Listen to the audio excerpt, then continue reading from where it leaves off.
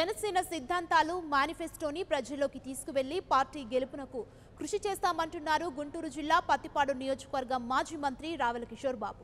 Janasena party manifesto అన్ని వర్గాల ప్రజల సమస్యలను పరిష్కరించడానికి మార్గం చూపుతుందని చెప్పారు. రాజమండ్రిలో 14న పార్టీ ఆవిర్భావ సభ చరిత్రలో నిలిచేలా జరుగుతుందంటున్న రావెల కిషోర్ బాబుతో మా ప్రతినిధి శ్రీనివాస్ ఫేస్ టు ఫేస్. ఎన్నికల నగారా మోగిన తర్వాత రాజకీయ పార్టీలన్నీ దూకుడు పెంచడం జరిగింది. ముఖ్యంగా గెలిపే లక్ష్యంగా జనసేన పార్టీ ప్రచారాలను పర్వం కొనసాగించడమే కాకుండా ఎక్కడికక్కడికి జనసేన పార్టీ కార్యకర్తలను ఎన్నికలకు సిద్ధం చేసే పనిలో కూడా నిమగ్నం కావడం జరిగింది. ఈ నెల 14వ తారీఖున జనసేన పార్టీ ఆవిర్భావ దినోత్సవం చరిత్రలో నిలిచిపోయే విధంగా నిర్వహించడానికి కూడా సిద్ధం కావడం జరిగింది. ప్రస్తుతం గుంటూరు జిల్లా పత్తిపాడు నియోజకవర్గ అభ్యర్థిగాను అదేవిధంగా మాజీ మంత్రిగా ఉన్నటువంటి రావెల కిషోర్ బాబు గారు మనతో ఉన్నారు. వారిని అడిగి ఒకసారి రాజమండ్రి సభకు ఏ విధంగా సన్నద్ధమవుతున్నారో తెలుసుకునే ప్రయత్నం చేద్దాం. సార్, రాజమండ్రి సభకు సంబంధించి జనసేన కార్యకర్తలను ఏ విధంగా సన్నద్ధం చేస్తున్నారు? సభ యొక్క ముఖ్య ఉద్దేశం ఏంటి?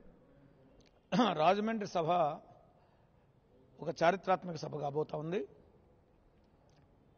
ఇంతవరకు ఆంధ్రప్రదేశ్ రాష్ట్ర చరిత్రలో ఏ రాజకీయ పార్టీ కూడా అంత పెద్ద సభ పెట్టలేదు, పెట్టబోదు కూడా. డబ్బు ఖర్చు లేకుండా స్వచ్ఛందంగా ఎవరి ఖర్చులు వాళ్లే పెట్టుకుని వచ్చేటువంటి సభ ఏదైనా ఉందంటే ఈ ఆంధ్రప్రదేశ్ రాష్ట్ర చరిత్రలో అది రాజమండ్రి సభ. ఒకప్పుడు నేను ఈ డబ్బు లేకుండా సభలు జరిగేటువంటి విధానాన్ని, జన సమీకరణ విధానాన్ని ఉత్తరప్రదేశ్లో కన్షీరామ్ గారిని చూశాను. ఇప్పుడు మళ్ళా అభినవ ఆంధ్ర కన్షీరామ్ పవన్ కళ్యాణ్ గారిని చూస్తున్నా. ఇవాళ రాజకీయ పార్టీలు సభలు పెట్టాలంటే కోట్ల రూపాయలు ఖర్చు పెడతా ఉన్నారు. అనేక రకాలుగా జనాన్ని ప్రలోభపెట్టి డబ్బులు ఇచ్చి వాళ్ళకి బ్రాందీలు విస్కీలు ఇచ్చి బిర్యానీలు ఇచ్చి తీసుకొచ్చేటువంటి ఈ సంస్కృతి ఈ రోజు ఉన్నప్పుడు దీనికి భిన్నంగా స్వచ్ఛందంగా మార్పు కోసం, ఈ రాష్ట్రంలో బలమైన నాయకత్వం కోసం పవన్ కళ్యాణ్ గారు కావాలి అని చెప్పేసి వేలాది మంది, లక్షలాది మంది ప్రజలు తరలి రావడం అనేది ఇది ఒక చరిత్రాత్మక సభ. గుంటూరు జిల్లా నుంచి పెద్ద ఎత్తున జన సైనికులందరూ కూడా తరలి వెళ్తున్నారు. ఎవరికి వారే వెహికల్స్ పెట్టుకుని, బస్సులు పెట్టుకుని సొంత ఖర్చులతోటి వెళ్తూ ఉన్నారు.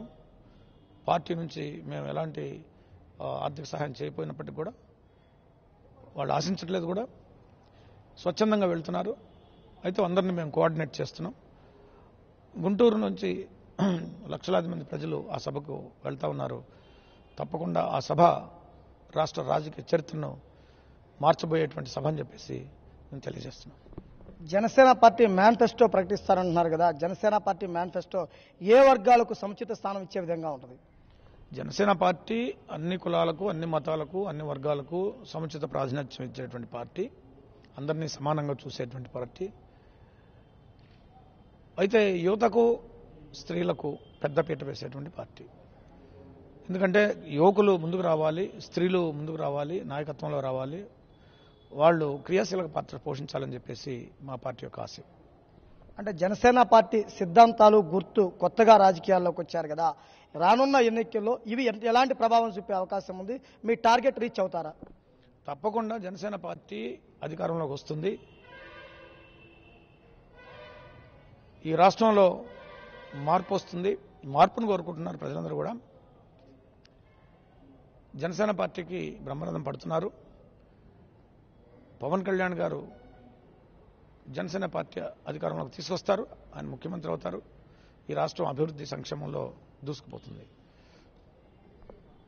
గెలిపే లక్ష్యంగా ముందుకెళ్తాము. అదేవిధంగా రాజమండ్రిలో నిర్వహించే సభ చరిత్రలో నిలిచిపోయే విధంగా ఏ రాజకీయ పార్టీకి సాధ్యం కాని విధంగా నిర్వహించడమే కాకుండా జనసేన కార్యకర్తలందరూ ఓటుతో జనసేన పార్టీ అధినేత పవన్ కళ్యాణ్ సీఎం చేయటమే లక్ష్యంగా ముందుకు సాగుతున్నారు. ప్రత్యర్థి పార్టీలను చిత్తు చేసి విజయమే లక్ష్యంగా ఉంటామని కూడా చూడడం జరుగుతుంది. కెమెరా పర్సన్ ఉదయ్ కుమార్తో శ్రీనివాస్, 99 టీవీ, గుంటూరు నుంచి. For more updates, please subscribe 99 TV Telugu.